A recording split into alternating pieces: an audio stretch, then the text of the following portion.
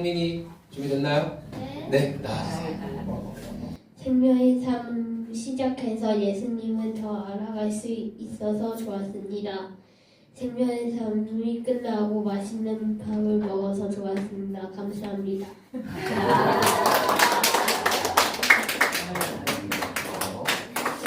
네, 여러분 밥 먹는 게 이렇게 중요합니다. 네, 거의 예수님만큼 중요합니다. 밥 먹는 거.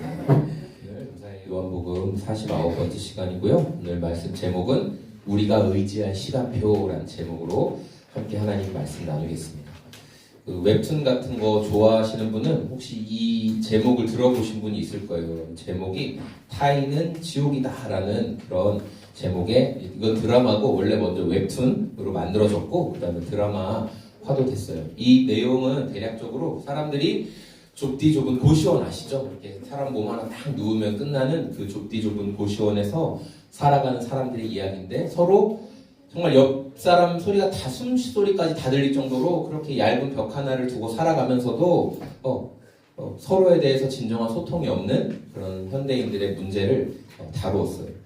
그리고 이 사람들이 각자가 자기가 하고 싶은 대로 사는 것 같으면서도 다른 사람들의 시선에서 묶여있고 자유롭지 못한 그런 내용들, 남들이 나를 어떻게 볼까, 이거에 굉장히 묶여있는 모습들을 드러내고 있는 그런 작품입니다.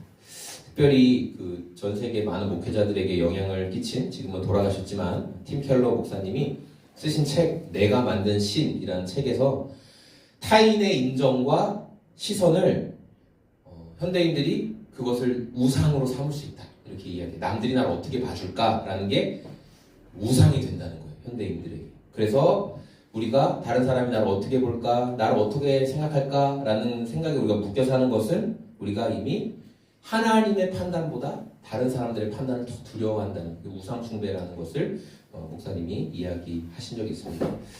우리는 그런데 다 다른 사람들의 시선에서부터 좀 자유롭고 싶죠? 그렇지 않으세요? 그래서 우리가 자유인 하면 뭐가 생각나세요? 나는 자유인입니다. 그렇죠? 이걸 많이 생각을 해요. 이분들 어떻게 살아요? 세상과 일단 기본적으로 좀 단절해야 되죠. 찾아가기 힘든 산속, 섬, 바닷가 이런 데서 살면서, 그리고 우리가 또 생각하는 정말 다른 사람 신경 안 쓴다 하는 이미지는 공공장소에서 소리 지르고 막 이렇게 단속 이렇게 하는 거 알아요? 막 소리 지르고 하는 그런 모습들, 제멋대로 행동하는 사람들, 이런 생각을 하기도 해요. 그런데 타인의 시선에서부터 정말 자유롭다는 것은 이렇게 방종을 말하는 게 아니에요. 방종, 그러니까 제 멋대로 행동하도록 그냥 두는 상태, 이게 아니다. 성경은 말씀하고 있어요. 성경에서 말씀하시는 자유, 다른 사람들 앞에서 말하는 자유가 뭐냐면, 나라는 사람의 가치가 하나님 앞에서 딱 확정되었기 때문에 다른 이들의 평가로 내가 이리저리 흔들리지 않는 것을 성경은 자유롭다, 이렇게 말한다는 거예요. 그리고 세상에서 여러분 가장 자유로운 분이 누구신 줄 아세요? 세상에서 가장 자유로우신 분 누굴 것 같아요? 하원아? 누굴 것 같아요? 우리 다 생명의 삶 할 때 배웠어요. 무조건 모르면 이분 이름만 얘기하면 돼요. 누굴 것 같아요, 하원아? 세 글자. 정답이에요. 맞아요. 예수님. 세상에서 가장 자유로우신 분, 세상에서 가장 사랑이 많으신 분, 세상에서 우리가 가장 닮아가야 할 분, 예수님이라는 거예요. 자, 예수님께서 어떤 자유를 보여주셨는지 우리가 오늘 말씀을 통해 같이 살펴볼 건데, 예수님이 기적을 보여주셨을 때는 많은 사람들이 따라다녔죠. 그런데 예수님이 그 사람들이 원하는데도 말을 안 해주시니까 사람들이 그래도 계속 붙어 있었어요? 아니면 떠나갔어요? 네, 예수님 주변에서 많이 떠나갔어요. 자, 그래서 우리 7장 1절 말씀인데요. 같이 한번 읽겠습니다. 시작. 그 뒤에 예수께서는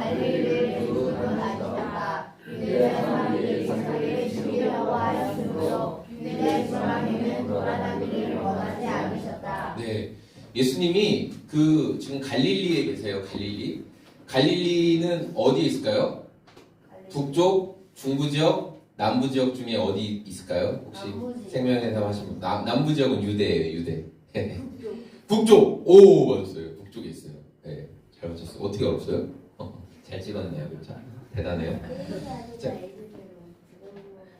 들어본 것 같아요. 자, 예수님이 사람들이 자기를 죽이려고 하기 때문에 유대지역은 종교의 중심지죠. 예루살렘 성전이 있는 종교의 중심지. 그래서 거기로 가지 않으셨다라고 말하고 있어요. 그럼 사람들이 왜 예수님을 죽이려고 했을까? 이것을 요한복음 5장, 우리가 이미 읽어봤던 요한복음 5장에 등록되어 있는데, 기록되어 있는데, 우리 요한복음 5장을 한번 보세요. 그러니까 제가 빨간 색깔로 하이라이트 쳐놓은 부분이 있죠. 사람들이 예수님을 죽이려고 했던 크게 두 가지 이유가 있었어요. 뭐냐면 예수님이 안식일에 그 몸이 마비된 사람을, 그쵸? 예, 성전에서 몸 마비된 사람을 고쳐주셨더니 넌 안식일을 범했어. 안식일에 일하면 안 되는데 사람 고쳐주는 일을 했잖아. 그러면서 예수님을 죽이려고 했고, 또 두 번째는 뭐예요? 예수님이 하나님이 나의 친아버지다 이렇게 말씀하셨거든요. 그러니까 감히 하나님을 아버지라고 불러? 그러면서 예수님을 죽이려고 했다라는 거죠. 자, 그리고 이거는 이제 예수님의 행하신 일 때문에 예수님을 죽여야 한다는 내용이고, 또 어떤 시기, 때, 어떤 그 상황 때문에 그런 일도 있어요. 그게 뭐냐면 우리 7장 2절인데요. 자, 말씀 읽어볼까요? 그런데 유대 사람의 네, 우리 저기 이스라엘 사람들이 뭐 풀 같은 걸 들고 막 저러고 있죠. 네, 그러니까 이스라엘 사람들이 광야에서 이렇게 풀로 집을 만들고, 그러니까 이건 임시 거처라는 거예요. 우리가 진짜 들어갈 약속의 땅에 들어가기 전에 임시로 여기에 거주한다. 하나님이 우리를 반드시 약속의 땅으로 들여보내 주실 것이다 라는 그런 고백을 담은 이 뭐 초막절 또는 장막절 같은 말이에요. 풀로 텐트를 치고 잠깐 동안 지내는 그런 절기가 있는데 이스라엘에 꼭 지켜야 될 그 절기예요. 뭐 6월절 이런 것처럼. 자, 이때 이스라엘 사람들은 어떤 걸 기대했냐면 광야에서 이스라엘 사람들을 모세가 이끌어줬잖아요. 그런 것처럼 이 초막절이 장막절이 다가올 때마다 우리를 이끌어줄 리더가 나타날 거야. 그걸 사람들이 기대하고 있었어요. 그래서 예루살렘에 막 전 세계에서 막 모여드는 거예요. 자, 그렇게 사람들이 우리의 구원자가 나타날 거야 라고 간절히 기다리고 있는데 그때 예수님이 예루살렘 성에 딱 나타나시면 어떻게 돼요? 사람들이 바로 저분이야 그러면서 예수님을 우리의 구원자야, 지도자야 하면서 이렇게 막 띄울 거 아니에요. 그러면 반대로 지금까지 율법의 가르침을 통해서 사람들을 통제하고 있던 종교 지도자들, 자기들의 권력이 빼앗겨지겠죠. 그리고 로마에서도 야, 너네 왜 이렇게 소란스럽냐, 통치를 잘 못하냐, 너네 권한 내가 뺏어가야 되겠다 이렇게 얘기할까봐 종교 지도자들이 예수님을 제거해야 되겠다.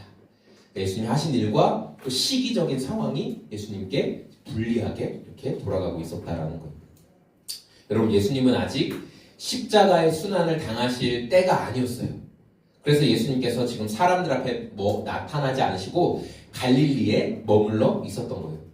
자, 그러자 예수님의 형제들이 예수님을 비난하면서 종교의 중심지인 남쪽 유대로 빨리 가십시오. 형님이 그래서 내가 하나님의 아들이야, 내가 구원자야 이런 걸 빨리 얘기하세요. 왜 여기 북쪽 지역 갈릴리에 처박혀서 숨어 있습니까? 라고 하면서 예수님을 압박하는 거예요. 그렇죠?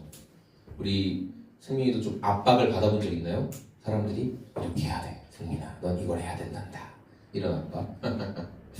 자, 그러니까 예수님은 그런 압박을 받는, 그런데 그 압박한 대상이 예수님과 가장 가까운 사람들이었어요. 형제들, 친형제들, 친가족들이 예수님을 압박했어요. 그런데 예수님은 사람들의 압박이 아니라 하나님의 시간표를 신뢰하면서 움직이셨다는 거예요. 그래서 여러분, 오늘 저와 여러분들이 진정한 자유를 누리기 위해서는 사람들의 시간표가 아니라 하나님의 시간표를 믿고 신뢰할 수 있어야 된다라는 거죠.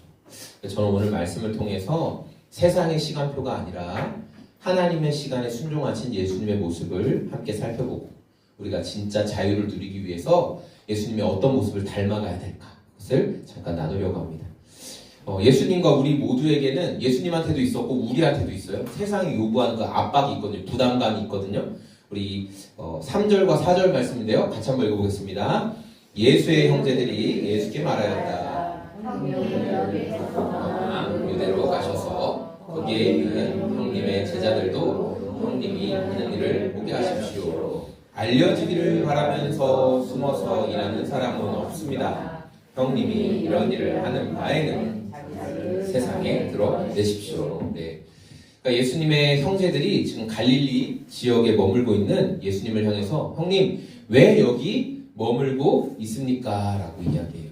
오늘 말씀에 등장하는 예수님의 형제들은 요셉과 마리아, 예수님의 친아버지 요셉과 어머니 마리아 사이에서 태어난 친동생들이에요. 마태복음과 마가복음을 보면 예수님의 남동생이 4명 있고 여자 형제들도 있는데 여자 형제들의 이름은 그 당시 문화 안에서 기록은 해놓지는 않았습니다.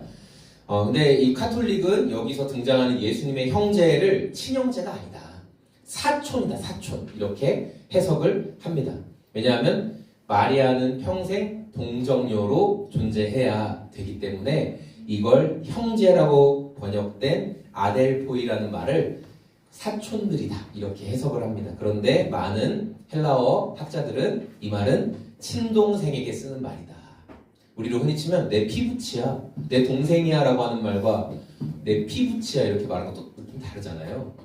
그래서 또 그런 의미가 있다는 거예요. 어쨌든 우리는 예수님의 친형제들이 가장 가까이에서 봤던 예수님을 가장 가까이에서 알고 있던 예수님을 향해서 형님 왜 여기 북쪽에 머물러 있습니까? 종교의 중심지인 남쪽으로 내려가셔야죠 하면서 압박을 주는 것을 보게 되는 거예요. 아니 초막절이라 지금 사람들도 잔뜩 아마 모이고 있을 텐데 그때 형님이 가셔서 지금까지 우리에게 말씀하셨던 것처럼 그래 내가 그리스도야 내가 하나님의 아들이야 이걸 딱 알려주시면 얼마나 많은 사람들이 형님을 따르겠습니까? 왜 기회를 놓치십니까? 라고 지금 예수님을 압박하고 있는 거예요. 자, 그때 예수님께서 생명을 주는 것은 영이다. 육은 무익하다라고 하신 말씀 여러분 기억나시죠? 네. 육적인 것은 우리에게 1점도 점수를 가산점 해줄 수 있다 없다? 없다. 맞아요. 그러니까 형제들이 지금 예수님께 하는 말은 철저히 육적인 해석의 관점으로 예수님한테 말을 하고 있는 거예요.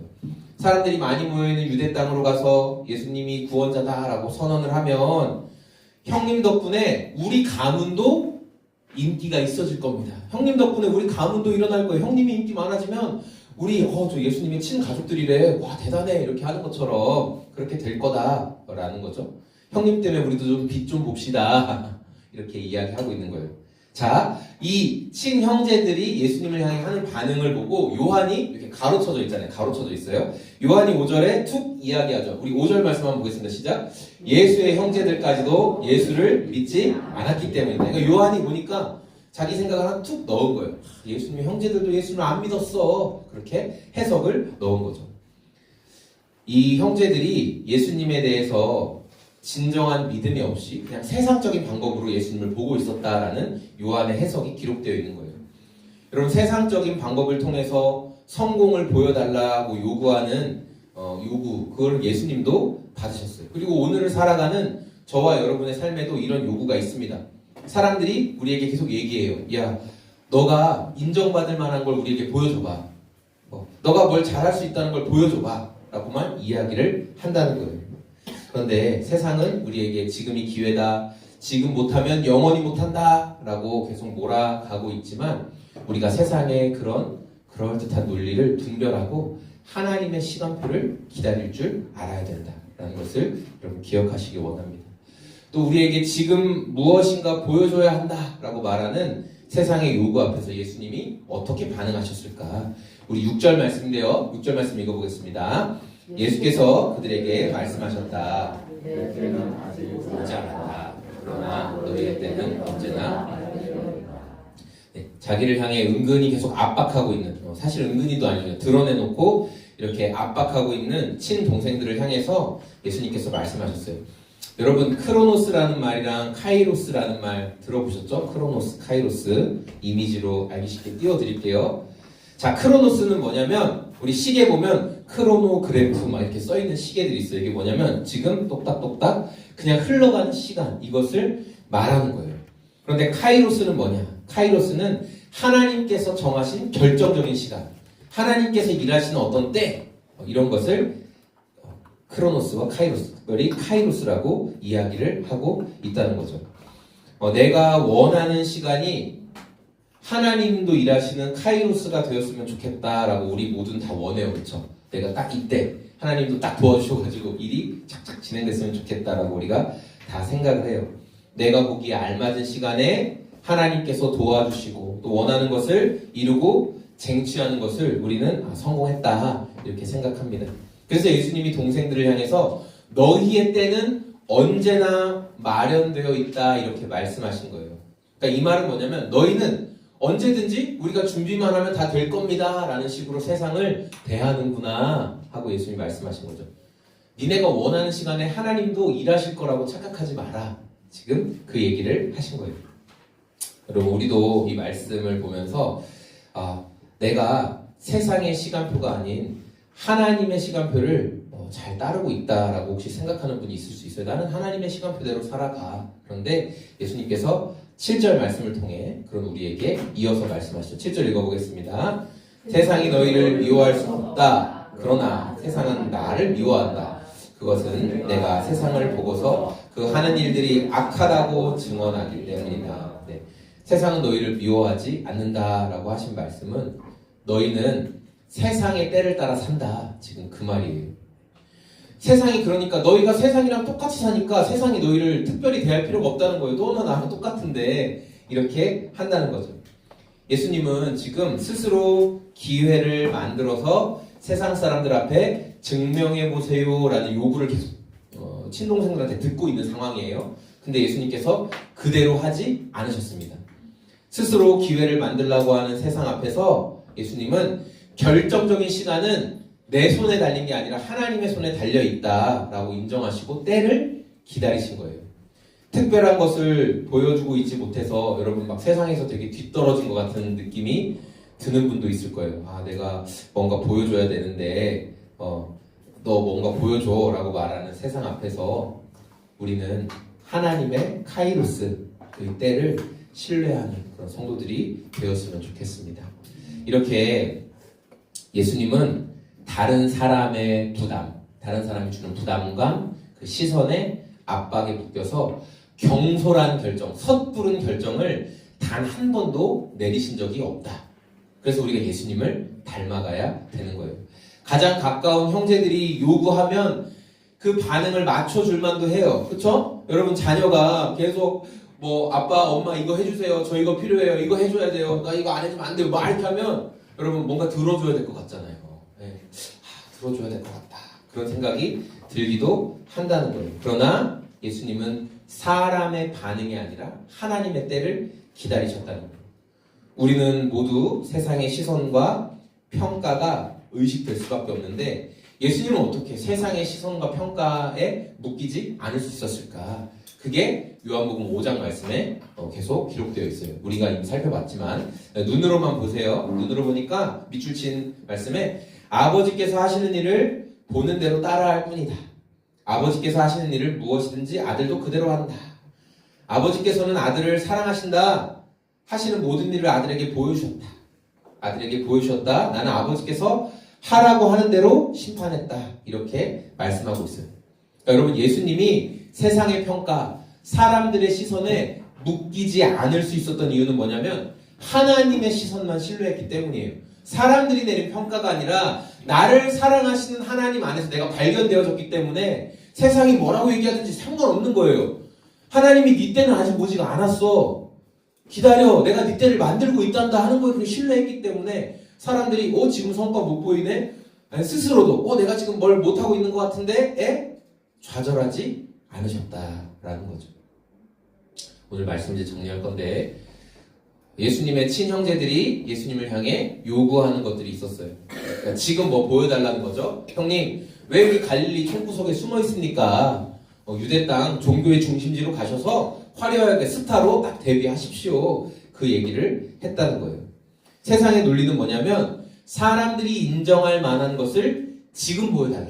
지금 물 들어오고 있지 않냐? 지금 초막절이라 사람들 막 예루살렘에 모이고 있지 않냐? 이때 등장하면 인기를 더 많이 끌 수 있다니까요. 지금 하세요. 지금 끊임없이 그 얘기를 해요. 그런데 예수님은 그들의 요구에 순응하지 않으시고 기회는 내 손에 사람의 손에 달린 게 아니라 하나님의 손에 달려있다. 이렇게 말씀하시는 거예요. 여러분 우리를 초조하고 두렵게 만드는 이유는 세상의 평가에 묶여있기 때문에 그래요. 세상의 평가에 묶여있기 때문에. 그래서 우리가 하나님의 때가 아니라 사람의 때에 맞추라는 요구를 자꾸 받으면 거기에 묶이면 두려움에 빠지게 된다. 그래서 우리가 사람의 때가 아니라 하나님의 시간표를 바라볼 수 있는 저희가 다 되기를 원합니다. 저는 한번 심심해서 인터넷에 제 이름을 쳐봤어요. 이성국 목사 이렇게 치니까 단 하나도 안 나오더라고요. 근데 제가 심심해서 저랑 밥 자주 먹어주시는 정재훈 목사님 치니까 나와요. 구글에 나와요. 신문에도 나와요. 와. 이번 주도 제가 생각지 않게 정재훈 목사님과 식사하는 시간을 가졌습니다. 교회 안에서 여러 아름다운 그런 간증들이 많이 있더라고요. 뭐 이렇게 동네에 이렇게 항상 돌아다니시는 분 있잖아요. 맨발로 이렇게 파리채 들고 돌아다니는 분 막 그런 분이 있었는데, 목사님은 맨날 그 성도님 보면서 교회 와서 식사 한번 하고 가세요. 그런 얘기만 했어요. 근데 어느 날 그 교회, 남수교회 이제 오신 지 얼마 안 되신 성도님이 그분, 그 파리채 들고 다니시는 그분도 나이가 연세가 많으시대요. 근데 그분을 데려다가 목욕탕에 간 거예요. 싹 씻기고 옷도 다 사입히고 머리 이발까지 해가지고 둘이 딱 사진 찍어가지고 정 목사한테 보내준 거예요. 그리고 주일날 되면 그분을 자기 옆에 딱 앉혀가지고 같이 예배드리고. 그래서 그분이 이제 막 원래 파리채 들고 다니면서 막 개미 죽이고 막 계속 그러셨대요. 근데 신발도 잘 신고 다니시고 이제 그런 행동을 많이 안 하신대요. 사랑을 받으니까. 그래서 무슨 얘기했냐면, 자기는 말로만 성도님 교회 한번 오세요, 뭐 한번 하세요 이렇게 말만 했는데, 우리 교회 다른 성도님들은 진짜 섬김을 보여주셨다. 그런 간증을 하면서 이런저런 이야기를 또 식사하면서 들었습니다. 정 목사님이랑 저랑 나이도 비슷해요. 비슷한 시기에 침신대 학교도 다녔습니다. 물론 정 목사님 저보다 먼저 한 2년 먼저 다니셨죠. 교회도 비슷할 때 시작했어요. 가정교회는 거의 같이 시작했고요. 네. 그런데 이제 남수교회는 뭐 방송에도 나오고 사람들도 많이 알려지게 됐고, 그래서 벌써 한 40명 정도가 예배를 드리고 있어요. 작년 정도만. 그리고 누군가가 아니 이 목사는 그런 정 목사님 만나면서 질투도 안 나? 맨날 그렇게 자주 밥도 먹고 뭐 간쓸게 다 내줄 것처럼 그렇게 지내는데, 아니 그분은 그렇게 잘 되고 막 뉴스도 나오고 신문도 나오고 하는데 이 목사는 질투 안 나? 이렇게 물어보는데 제가 답은 안 하겠습니다. 근데 질투 안 하는데 네, 여러분은 어떠세요? 네. 여러분 직장 동료든지 이웃이든지 여러분과 비슷한 또래, 비슷한 사람들이 있는데 비슷한 일을 하고 비슷한 상황인데 사람들이 그 사람 막 인정해주고 그 사람 마치 뭐 손대는 것마다 다 잘 되는 것 같고 막 그래요. 그럴 때 여러분은 어떤 생각이 드시냐는 거예요. 그럴 때 여러분은 어떤 생각이 드냐는 거예요. 여전히 여러분 우리를 압박하는 세상에 소리가 있어요. 야, 지금 너 스스로 사람들에게 자랑할 만한 뭘 만들어. 뭐 네 능력이든 기술이든 뭐든 만들어. 세상에 끊임없이 이야기를 해요. 그런데 여러분, 예수님은 뭐라고 말씀하셨어요? 아직 내 때가 이르지 않았어. 하나님이 나에게 말씀하신 때가 아직 이르지 않았어. 내가 지금 힘써야 될 것은 종교의 중심지인 예루살렘, 유대로 가서 내가 예수다, 내가 하나님의 아들이다, 그것을 선포하는 게 아니야. 지금 나는 이 갈릴리 촌구석에 머물러 있어야 돼. 그곳에서 뭘 하라는 거예요? 그곳에서 사람들의 인정이 아니라 하나님과 나만 아는 비밀스러운 이야기를 만들라는 거예요. 기도에 무릎을 꿇고 하나님 앞에 버티든지, 어떤 어려움이 생겨도 하나님을 높이며 찬양하든지, 또 가족들과의 문제, 자녀들을 바라볼 때 답답한 마음이 생겨도 내가 여기서 세상 사람들이랑 똑같이 야 이 자식아, 야 이놈아, 너 도대체 뭐냐 하고 하는 게 아니라 너는 뭐가 돼도 될 거야. 하나님이 네 인생 책임지실 거야. 반드시 하나님이 우리 가정 가운데, 우리 직장 가운데, 우리 교회 가운데 일하고 계셔라고 세상의 반응이 아니라 하나님께서 기뻐하시는 반응을 하며 씨름하라는 거예요. 그럼 하나님은 그 스토리를 가지고 하나님의 때가 되면 우리를 짜잔 하고 드러내신다는 거예요. 이 사람을 봐라. 이 사람을 봐라. 그래서 하나님이 욥을 그렇게 쓰신 거예요. 하나님 나라의 대표 선수로 마귀가 그렇게 참소할지라도 이 욥을 봐라. 하나님과의 개인적인 이야기가 있었거든요. 욥은. 그러니까 여러분, 하나님의 때가 아직 이르지 않은 것을 신뢰하면서 여러분 갈릴리에 머물러 있어야 돼요. 거기서 그냥 이렇게 아까 말한 널브러져 있어서 나는 방종이야, 하나님의 때가 오면 알아서 날 일으키실 거야, 그런 방종이 아니라 하나님과 여러분과의 비밀스러운 이야기를 계속 만들어 가라는 거예요. 하나님만 아시는, 남한테 말하지 않고 내가 하나님 때문에 참아보고 인내하고 내가 하나님 때문에 흘려보내보고 하나님 때문에 그럼 하나님은 그 이야기를 반드시 기억하신다는 거예요. 오늘 아침에 말씀 묵상하면서 이제 야곱이 고향으로 돌아가야 되는 거예요. 근데 삼촌 라반이 얼마나 야비하게 그런지 여러분 아시죠? 예. 품삯 10번이나, 그 야곱이 삼촌 라반이 품삯을 10번이나 바꿨습니다. 이렇게 말할 정도로 정말 야비해서. 근데 그 말씀에 뭐라고 했냐면 하나님이 야곱에게 너 이제 고향으로 돌아가라 하시면서 내가 라반이 너에게 한 일을 다 알고 있다. 내가 다 봤다. 이렇게 말씀하시더라고요. 그러니까 여러분, 하나님은 우리가 하고 있는 걸 다 보고 계신다는 거예요. 그게 나와 하나님과의 스토리가 된다는 거예요. 여러분이 그 스토리를 만들고 있으면 반드시 하나님께서 그게 복음을 전하는 때든지 어느 때든지 여러분을 드러내셔서 이 사람과 나와의 스토리를 보라 이렇게 이야기하세요. 근데 여러분이 하나님과 내 아무 스토리도 없어. 아까 말한 대로 세상이 요구하는 대로 그냥 내 힘으로 계속 살았어. 내가 하고 싶은 대로 계속 살았다면 이야기가 없잖아요. 여러분, 오늘 역사상 가장 자유로우셨던 저 예수님이 하신 말씀을 기억하면서 그래, 나도 예수님도 저렇게 하나님과 예수님과의 그 이야기를 갈릴리에서 써내려가셨던 것처럼 나도 오늘 나의 삶의 현장에서 하나님과 나와의 이야기를 써내려가야 되겠다. 그렇게 하나님과 많은 이야기들을 만들어내는 저와 우리 소금제작소의 모든 성도님들이 다 되시길 소망합니다. 아멘. 우리